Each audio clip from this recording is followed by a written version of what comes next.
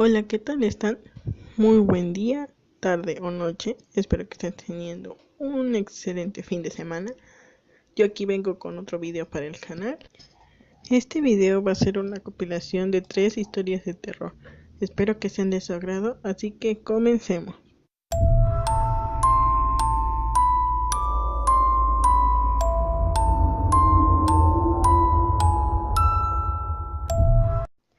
Hablar del degollado de la Noria es tan similar como hablar del demonio.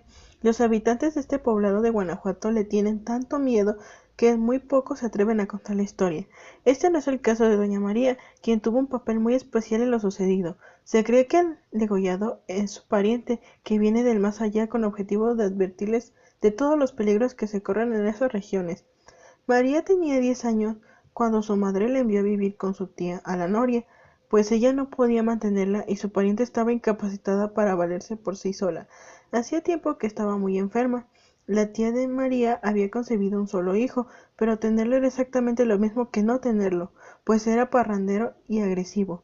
La niña sabía que su tía estaba muy enferma y le daba mucha rabia saber que su primo no era capaz ni siquiera de ayudarla. Por ello aceptó gustosa la invitación. Ella nunca supo el verdadero motivo de enviarla allí. María estaba consciente de que pronto su tía iba a morir y no quería que pasara los últimos días de su vida esperanzada en un joven que al parecer nunca iba a sentar cabeza. La mujer poseía un terreno muy grande, el cual era el motivo por el que el joven no se iba de una buena vez de la casa, pues deseaba heredar aquellas tierras. El muchacho deseaba más la muerte de su madre que su propia recuperación, considerando a María un estorbo para sus propósitos. Por ello, en cuanto llegó la niña, inventó muchas situaciones para hacerla sufrir. Una noche el primo llegó bastante borracho. Entre gritos, patadas y maldiciones entró a buscar a su madre, quien dormía con la pequeña. La mujer no tuvo más remedio que correr a su escandaloso hijo, advirtiéndole que no volviera a su casa si no se le bajaba la borrachera. Este, enfurecido, le gritó su deseo de que muriera. A la mañana siguiente María tuvo que ir como de costumbre por las tortillas. Allí se topó con un grupo de mujeres, quienes comentaban lo sucedido. En la noche, al parecer habían escuchado claramente que la carreta de la muerte había pasado por el lugar. La pequeña, llena de curiosidad, se acercó para enterarse de lo que había sucedido, pero no alcanzaba a comprender lo que aquellas personas decían. Cuando la niña volvió a su casa estaba llena de intriga, por ello lo primero que hizo fue preguntarle a su tía sobre la carreta de la muerte. La mujer al escuchar esto se persinó, pues había una creencia popular que aseguraba que cuando la carreta se escuchaba rodando por las empedradas calles de la Noria, de seguro alguien no tardaba en morirse. La niña se asustó al pensar que podría tratarse de su tía. Pero como era de suponerse, pronto se le olvidó todo y volvió a su vida cotidiana, en la que no podía dejar de molestarse con su primo, pues aparte de ser un borracho, era un grosero engreído. Esa tarde regresó el primo a la casa, aparentemente furioso, y reclamándole para qué le corría si después lo iba a ir a buscar. Pero la tía se mostró más sorprendida, ya que ella en ningún momento había ido a buscarlo, ni mucho menos lo había ido a gritar a los montes como aseguraba el joven. El primo al parecer estaba muy indignado, y no obstante de no haber bebido aquella noche tampoco llegó a dormir.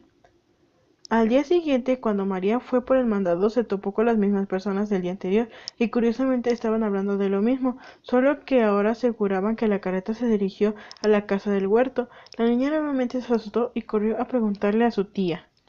La anciana le respondió que de acuerdo con la creencia todos aquellos que lleguen a escuchar la carreta de la muerte no pueden asomarse, pues de hacerlo la muerte los podría confundir con la persona que andan buscando, y que cuando se dé cuenta de que no lo son se encoleriza partiéndoles el cuello con la guadaña. Estas palabras lograron inquietar mucho a María, quien no pudo hacer menos que pensar todo el día en ello, ya que aquel huerto donde decía haber escuchado la carreta era precisamente el huerto de la tía, donde se encontraba su primo, lo cual significa que en efecto la muerte estaba tras de la anciana. Sin embargo, después de repasarle un rato, la niña se armó de valor y fue hasta la casa del huerto a buscar a su primo, pues tal vez él también corría peligro si llegaba a asomarse cuando la carreta pasara por el lugar. Cuando llegó, el primo estaba tendido en la cama. En cuanto éste se dio cuenta de la presencia de la niña, la corrió sin dejarla hablar. Esa misma noche llegó el primo y sin más tomó a la niña de los cabellos, advirtiéndole que ya no quería que le estuviera molestando, y menos con sus historias absurdas. La tía trató de levantarse para defender a la pequeña, pero todo fue inútil. Cayó al piso. El joven creyó que la mujer había muerto y desesperado salió huyendo. Así pasaron los días sin que supiera nada de él. Una tarde volvió muy molesto alegando lo mismo, que su madre lo había ido a buscar varias ocasiones, todas al caer la noche, y que la tía le dijo que no podía hacer otra cosa más que la respuesta a sus malas acciones, cosa que lo molestó bastante, quien desesperado gritó que no iban a conseguir que él creyera en esas cosas.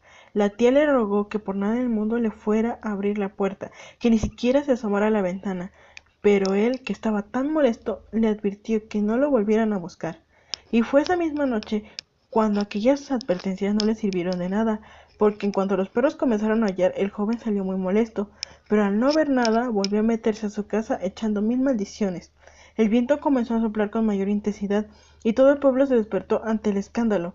Todos escucharon el fuerte grito que provenía de la casa del huerto. La tía, alarmada, le pidió a María que fuera a buscar un vecino, para que fueran a ver a su primo. La niña obedeció, y acompañada por varias personas se encaminó al huerto. Se cuenta que la encontraron en el portal de la puerta, con el cuello partido en dos y con una mueca de terror en sus ojos. María y su tía sabían lo que había ocurrido, y no tuvieron más remedio que rogar por el alma del muchacho, para que descansara y no deambulara por el huerto, debido a la trágica muerte que había tenido. Sin embargo, dicen que cada vez que alguien va a morir en la noria, no solo se escuchan los galopes del caballo y los rechinidos de una carreta, sino que además se oye el gritar de un joven, pues al parecer todavía piensa que la muerte corre tras de él.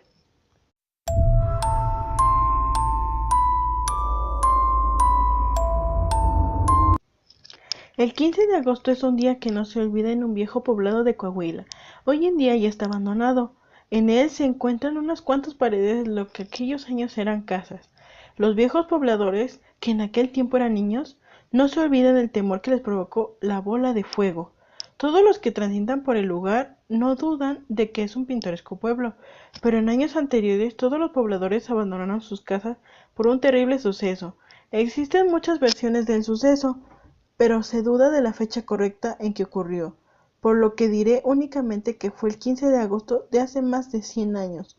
Se cuenta que los feligreses que asistían a la iglesia al caer la noche se sobresaltaron al escuchar un estrépito impresionante. Todos se apresuraron a salir y al mirar hacia el cielo vieron asustados como una gran bola de fuego de unos 30 centímetros de ancho, con dos flamantes rayos que se proyectaban al frente mientras observaban el fenómeno. Este pasó por encima del templo en dirección a un prado cercano. En cuanto la bola sobrevoló el prado, desapareció. Volvió a aparecer una hora después en el mismo sitio y se movió 500 metros del grupo de la iglesia antes de desaparecer. Según se dice, aquella bola de fuego volvió unas contadas ocasiones, atemorizando siempre a los pobladores. Se cree que se trataba de una bruja. A partir de entonces las personas comenzaron a poner hierbas sobre sus puertas, según esta creencia, para evitar que aquel ser maléfico entrara. Fue así como a partir de las 7 de la noche todos se encerraban en sus casas, pues en cuanto la oscuridad caía, la bola de fuego sobrevolaba el poblado en busca de alimento. Se cree, según la leyenda, que las brujas se alimentan de los niños pequeños, sobre todo de bebés. Esta versión cobró más credibilidad entre los habitantes del poblado. Se cree que las brujas chupaban a los bebés dejándoles enormes moretones. Según relatan, los niños más pequeños amanecían con pequeños moretones que apenas si se notaban, pero si no se colocaban las hierbas formando una cruz en las puertas, conforme pasaban las noches esos moretones se hacían cada vez más visibles, hasta que finalmente los bebés fallecían. De acuerdo con la leyenda, esto se pudo saber gracias a cierta noche en que doña Clara, una mujer que tenía gemelos, notó que los perros ladraban más que de costumbre, pero aquella noche no le dio importancia. El día siguiente se dio cuenta de que uno de los gemelos tenía un moretón, pero no alcanzaba a comprender el porqué, pues al parecer el bebé no se pudo haber golpeado con algo. Esa misma noche volvió a escuchar que los perros ladraban desesperados. Ya había pasado días en que el pueblo miró aquella bola de fuego. Incluso ya se habían registrado algunas muertes de bebés, pero todavía no definían el motivo. A la mañana siguiente la mujer dio cierta cuenta de que el pequeño tenía más pronunciado aquel moretón. Intrigada decidió quedarse callada, pero esta duda crecía conforme pasaban los días. El niño ya presentaba más de un moretón en el cuerpo. Cierto día, en cuanto cayó la noche y se dejaron escuchar los ladridos extraños de los perros, notó que el pequeño comenzó a llorar, pero a diferencia de otras noches se le había hecho tarde para darles de comer a los gemelos, así que preparó los biberones y fue hasta su cuarto para alimentarlos. Sin embargo, cuando llegó, notó que una horrible mujer estaba hincada junto a la cuna, donde tomaba uno de los gemelos y absorbía su sangre. De inmediato lanzó un grito aterrador que al parecer ahuyentó a la anciana, que salió volando por la ventana. La mujer corrió para auxiliar a sus pequeños, pero nada pudo hacer. Uno de los bebés acababa de fallecer, debido a la gran cantidad de sangre que la anciana ya había absorbido, porque no era la primera noche en que lo hacía.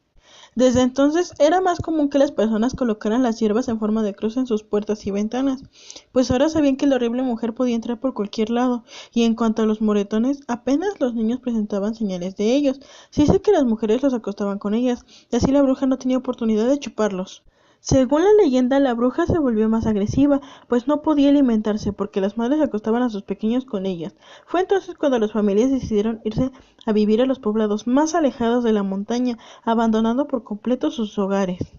Desde entonces el pueblo se quedó vacío, pues nadie se atrevió a volver jamás. Conforme pasaron los años, estas versiones se convirtieron en leyenda. Se dice que todavía hoy en día se pueden ver bolas de fuego flotando entre los árboles de las montañas.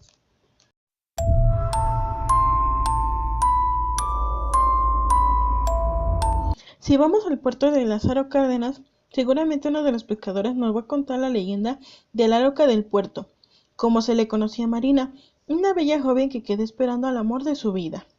Todo comenzó exactamente 80 años atrás, cuando Marina se enamoró profundamente de un joven llamado Nicolás, que había llegado al lugar en busca de trabajo. Las cosas en el país eran muy difíciles y el hombre, aunque muy joven, debía trabajar para poder sacar adelante a su familia, que vivía en la capital del estado. Según se dice, fue amor a primera vista. Ambos jóvenes quedaron impactados el uno del otro, y no pasó mucho tiempo para que se hicieran novios. Pero había un problema, que su amor cada vez crecía más, y el joven no encontraba un trabajo estable. Cierto día Nicolás recibió una propuesta de trabajo, en la cual recibiría una paga importante, lo que significaba que los jóvenes podrían iniciar una vida juntos. Lo único malo es que debía embarcarse en un par de días, lo cual no terminó de agradarle a la joven, por lo que él le dio ánimos para aceptar aquella propuesta, que parecía su prueba más grande de amor. Pronto pasaron los días, acercándose cada vez más el momento en que debía partir. Esa noche no pudieron contener más su amor, y se entregaron a la luz de la luna, la cual parecía que presentía el dolor de la joven, pues brilló con mayor intensidad. Aquella magia terminó en cuanto apareció el sol. Ella despidió el amor de su vida en el muelle de San Lázaro. El joven le juró que volvería y que cuando esto sucedería se iban a casar. Marina estaba empapada en llanto, pero había en su corazón una esperanza. Quizás por ello se puso el vestido blanco que tanto le gustaba a Nicolás.